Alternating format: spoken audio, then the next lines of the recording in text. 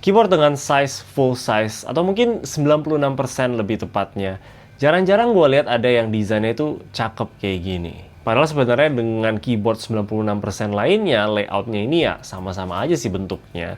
Tapi mungkin ini punya kombinasi warna yang lebih enak aja dilihat di mata. Terutama unit yang gue pegang ini yang warnanya beige. Gampang banget untuk masuk ke setup manapun. Gue udah pakai keyboard ini selama kurang lebih seminggu, dan ini nama keyboardnya adalah Neue Timeless 1800. Keyboard terbarunya dari Neue, dari mereka punya series Timeless ya. Ini memang desainnya cukup timeless sih, mirip-mirip sama keyboard vintage IBM zaman dulu gitu. Walaupun ini keyboard terbuat dari plastik, tapi kerasa premium di tangan. Dan gue juga suka cara buka keyboardnya itu pakai baut dari bawah, bukan di pletek-pletekin gitu loh. Jadi kerasa lebih proper keyboard aja gitu, dan lebih gampang juga kalau misalkan kalian pengen buka ke depannya. Coba kita sekalian lihat aja dalamnya, mumpung kita udah buka kan ya. Di paling bawah itu ada baterai sebesar 6000 mAh, ada poron foam yang lumayan tebal ya, nanti kita bakal bahas ini lagi.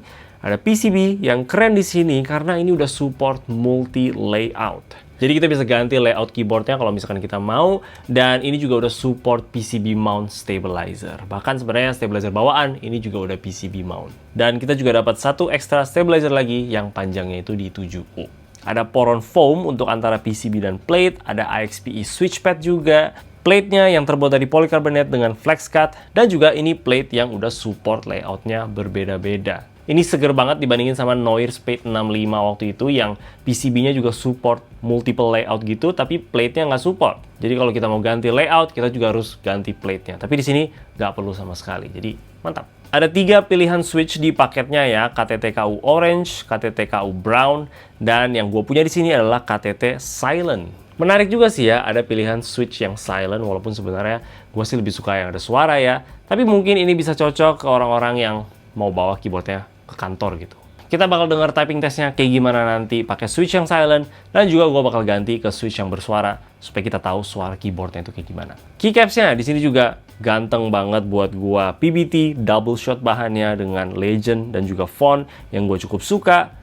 Tebel, dan juga punya tekstur yang sangat enak di tangan. Gua nggak ada komplain sama sekali. Jenis mounting di keyboard ini tuh pakai gasket mount ya, tapi balik lagi ke case foam yang super tebel tadi. Jadinya ini nggak terlalu gasket mount banget ya. Kita bisa lihat kalau PCB-nya itu duduk langsung di atas foamnya, bahkan gasketnya itu sama sekali nggak kena keyboard. Jadi bisa dibilang ini lebih ke stack mount dibanding gasket mount. Kalau mau gasket kita harus cabut dulu foamnya supaya gasketnya itu bisa duduk di bottom case, yang sebenarnya gue udah lakuin di keyboard gue ini. Dan menurut gue sih lebih enak karena gue lebih suka yang lebih soft sedikit, nggak terlalu keras-keras banget. Balik lagi ke preferensi masing-masing lah. Kalian bisa utak-atik aja mau dilepas foamnya atau mau dipasang. Di sini juga ada LED-nya gitu, ya bisa kasih sentuhan yang asik juga lah untuk orang-orang yang suka ya. Bisa lihat informasi kayak baterainya sisa berapa, caps lock-nya nyala atau enggak, mode koneksi, bluetooth, dongle atau kabel, tanggal berapa, hari apa, dan juga jam berapa. Di sebelah USB-C-nya itu ada switch-nya untuk ganti ke bluetooth, dongle, atau kabel. Dan di bawah sini kita bisa lihat ada tempat taruh dongle-nya untuk kita taruh supaya nggak hilang. Gue juga suka mereka punya tulisan timeless di bawah ini, kayak terbuat dari metal gitu ya, bukan stiker yang biasanya dulu keyboard kayak gitu.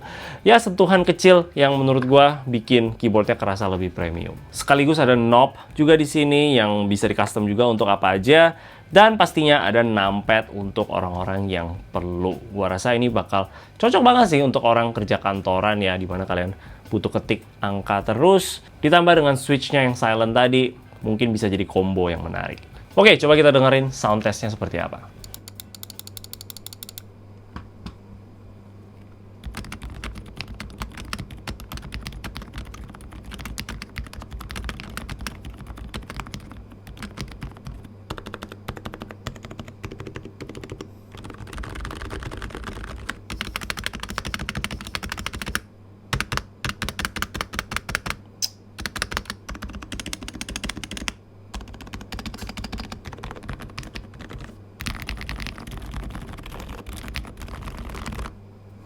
Gue cukup kaget suara switch silent-nya itu ketangkap di video lumayan berisik ya, padahal aslinya itu nggak sama sekali. Ini silent, ini bersuara.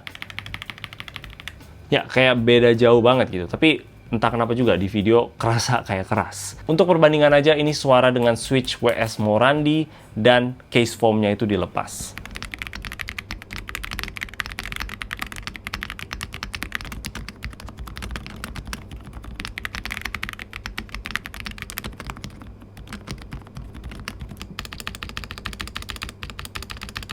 Masih rattle sedikit sih.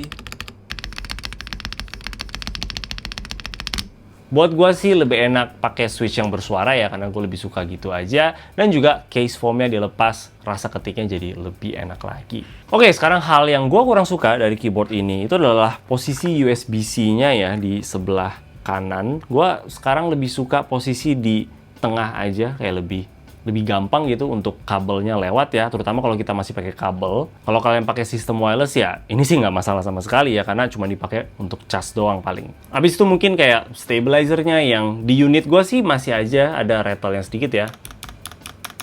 Nah itu bisa kerasa ada sedikit rattle, tapi ya beda-beda unit bakal beda-beda lah kualitasnya. Biasanya sih keyboard pre-built yang udah pre-loop gini udah nggak rattle sih ya, cuman mungkin kebetulan aja unit yang gue dapet. Yang kedua, di paket keyboardnya ini gue agak sedikit kecewa aja, apalagi sama kabelnya yang bahkan warnanya itu nggak nyambung sama keyboardnya, dan kualitasnya juga nggak setara sama keyboard yang kita dapetin gitu. Terus ditambah kita juga nggak dapet ekstra-ekstra kayak keycaps gimana lah, mungkin aksen keycaps, escape dan enter, atau mungkin ekstra modifier dan juga spacebar yang 7U, jadi kita bisa langsung ganti. Gue cuma ngerasa di paket pembeliannya agak sedikit aja hal yang kita dapat. Kita cuma dapat ekstra satu switch dan juga satu ekstra stabilizer yang 7U. Tapi selain itu, gue suka banget sama keyboard ini. Desainnya cakep, udah support VIA juga, jadi gampang untuk masuk ke software. Kedua warnanya gue suka, yang hitam maupun yang beige. Balik lagi, kerasa kayak keyboard zaman dulu. Kerasa kayak timeless. Jadi kalau kalian lagi nyari keyboard yang size-nya itu 96%, gue bisa sangat rekomen keyboard yang satu ini. Untuk harganya itu gue cek di 1199 ya, kayaknya ada promo launching gitu, jadi lumayan banget itu termasuk affordable ya untuk apa yang kita dapat. Jadi ya kalau kalian tertarik, gue udah kasih linknya ada di bawah. Oke, itu aja dari gue. Kalau kalian suka sama video ini boleh kasih like dan juga subscribe. Thank you udah nonton. Bye-bye.